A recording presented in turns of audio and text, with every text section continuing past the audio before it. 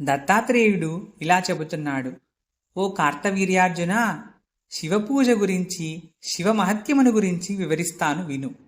పూర్వకాలములో శ్రీరామచంద్రుడు రావణుడిని సంహరించడానికి సముద్రం పైన వారధి కట్టిన చోట శివలింగమును ప్రతిష్ఠించి శివుడిని ధ్యానించి వారధిని దాటి ఆ తరువాత రావణాసురుడిని సంహరించాడు.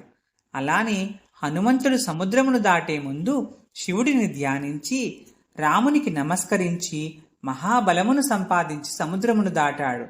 అర్జునుడు యుద్ధమునకు బయలుదేరే ముందు శివపూజ చేసి యుద్ధరంగంలో ప్రవేశించాడు.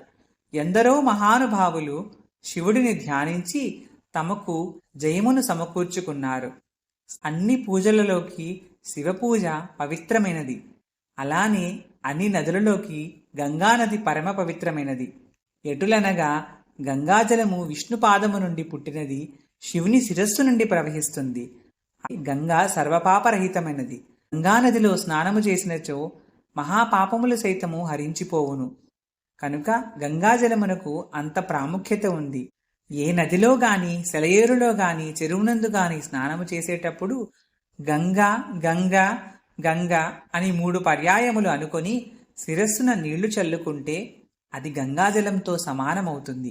గంగాజలము విష్ణుమూర్తి ప్రతిరూపం కనుక గంగాజలముతో సాటియగు జలము ఈ ప్రపంచములో ఎక్కడా లేదు అని దత్తాత్రేయుడు కార్తవీర్యార్జునునికి చెప్పాడు.